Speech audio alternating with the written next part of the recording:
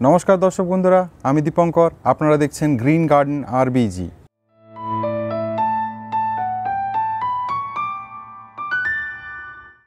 आज के video cocopeat निये।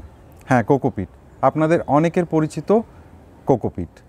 এই কোকোপিট আমরা সাধারণত মাটির সঙ্গে মিশিয়ে গাছের গোড়ায় ব্যবহার করে থাকি, কিন্তু মাটিতে মেশাবার আগে এটাকে কিভাবে প্রিপেয়ার করতে হয়, প্রস্তুত করতে হয়, এটা হয়তো অনেকেরই জানা নেই। আজকে মূলত আমি সেই বিষয়টা নিয়েই আলোচনা করব। এছাড়াও কোকোপিট সম্পর্কে সমস্ত রকম তথ্য এই ভিডিওতে দেওয়ার চেষ্টা করব, যেমন কী বা কোন জিনিস দিয়ে কোকোপিট তৈরি হয়, কোকোপিট কোথায় কোথায় কিনতে পাওয়া যায়, এর দাম কীরকম, কোকোপিট ব্লক থেকে কিভাবে কোকোপিট বার করা যায়, একটা 5 কেজি কোকোপিট ব্লকে কতটা কোকোপিট পাওয়া যেতে পারে, কেন আর কোথায় কোকোপিট ব্যবহার করা হয়, এবং কোকোপিট ব্যবহার করার আগে কোকোপিটকে ব্যবহারযোগ্য কী করে তুলতে হয়। ভিডিওটি ভালো লাগলে অবশ্য করে একটা লাইক করবেন, আর কিছু বলার বা জিজ্ঞাসা করার থাকলে কমেন্ট বক্সে সেটা জিজ্ঞাসা করবেন। আর আমার চ্যানেলে প্রথমবার এসে থাকলে প্লিজ আমার চ্যানেলটা সাবস্ক্রাইব করবেন আর নোটিফিকেশন বেলটা ক্লিক করে পাশে অল অপশনটা সিলেক্ট করে দেবেন, যাতে আমার প্রত্যেকটি নতুন নতুন ভিডিও নোটিফিকেশন আপনাদের কাছে সরাসরি পৌঁছে যায়। নারকেলের ছোবড়া মানে নারকেলের উপরে যে খোলসটা থাকে, সেই খোলসটাকে দীর্ঘদিন জলে ভিজিয়ে রেখে তারপর সেটাকে পিটিয়ে পিটিয়ে তার থেকে সরু সরু সুতোর মতো ফাইবারগুলো বের করে নেওয়া হয়, যেগুলো দিয়ে নারকেল দড়ি বা কয়ার ম্যাট্রেস তৈরি করে। এই সুতোগুলো বার হয়ে যাওয়ার পর, মানে এই ফাইবারগুলো বার করে নেওয়ার পর যে গুঁড়ো গুঁড়ো স্পঞ্জি ছোবড়াটা পড়ে থাকে, সেইটাকে বলা হয় কোকোপিট। আর এই কোকোপিটটাকে যখন কম্প্রেস করে একটা ইটের মতো শেপ দেওয়া হয়, তখন সেইটাকে বলা হয় কোকোপিট ব্লক। কোকোপিট সাধারণত মাটির সঙ্গে মিশিয়ে গাছের গোড়ায় ব্যবহার করা হয়, কারণ শুধু মাটি দিলে মাটিটা চাপ বেঁধে যাবে, জল বেরোতে পারবে না, গাছটি মরে যাবে। তাই কোকোপিট দিয়ে মাটিটাকে ঝুরঝুরে করা হয়। এবং কোকোপিটের মধ্যে আরেকটা গুণ আছে, এটা জল ধরে রাখতে পারে, তাই যতটা জল ধরে রাখার এ ধরে রাখবে। এবং আরও একটা সুবিধা হচ্ছে, মাটিটা যেহেতু লুজ হয়ে যায় কোকোপিট দেওয়ার জন্যে, এক্সট্রা জলটা বেরিয়ে যায়, তাই জল জমে গাছ মরে না।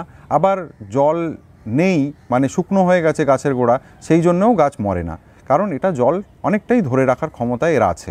কোকোপিট ব্লক সাধারণত আপনারা একটু বড় টবের দোকান যেগুলো আছে সেখানে পেয়ে যাবেন, ছোটোখাটো নার্সারি বা যে কোনো রকম নার্সারিতেও পেতে পারেন, আবার অনলাইনেও পেতে পারেন। এমনি লোকালি যদি এগুলো আপনারা কেনেন তাহলে 200 টাকা কি 225 টাকা নেবে, মানে সেটা টবের দোকান থেকে হোক বা নার্সারি থেকে হোক। আর যদি আপনারা অনলাইন থেকে কেনেন তাহলে 350-400 টাকা এগুলোর দাম হতে পারে। একটা 5 কেজি কোকোপিট ব্লক থেকে প্রায় 45 থেকে 50 লিটার কোকোপিট হাস্ক বা কোকোপিট ডাস্ট বেরোয়। এটা হচ্ছে একটা 5 কেজি কোকোপিটের ব্লক। আর এই যে গামলাটা দেখছেন, এই গামলাটা 30 লিটারের একটা গামলা। এই গামলাতে আমি 25 থেকে 30 লিটার জল দেব, কিন্তু একবারে সেটা দেব না, 2 বা 3 ক্ষেপে, প্রয়োজন হলে 4 ক্ষেপেও আমি এই জলটা দেব। এই কোকোপিট ব্লকটা আস্তে আস্তে সব জলটা শুষে নেবে, শুষে নিয়ে নরম হয়ে গুঁড়ো গুঁড়ো হয়ে যাবে। প্রায় ঘন্টাখানেক এইভাবে কোকোপিট ব্লকটাকে জলে ভিজিয়ে রাখার পর পুরো কোকোপিট ব্লকটা নরম হয়ে গেছে এবং আলগা হয়ে গেছে। নারকেল ছোবড়া থেকে কোকোপিট বার করার জন্যে এগুলোকে দীর্ঘদিন জলে ভিজিয়ে রাখা হয়। সেটা কি ধরনের জল, পরিষ্কার না নোংরা, আমাদের কাছে সেটার কোনো খবর থাকে না। বা এই নারকেল ছোবড়া থেকে যে কোকোপিটটা বার করা হলো, সেইটাকে যখন একটা ব্লকের আকার দেওয়া হয়, তাতে কোনো কেমিক্যাল ব্যবহার করা হয় কি না সেটাও আমাদের কাছে জানা থাকে না। অনেক সময় প্যাকেটের গায়ে লেখা থাকে যে তাতে কেমিক্যাল ব্যবহার করা হয়েছে না হয়নি, কিন্তু বেশিরভাগ ক্ষেত্রেই সেটা প্যাকেটের গায়ে লেখা থাকে না। তাই কোকোপিট ব্লকটা ভিজিয়ে রাখার পর যখন এটা নরম হয়ে যাচ্ছে, এটাকে আলাদা আলাদা বালতিতে আপনারা তুলে নেবেন।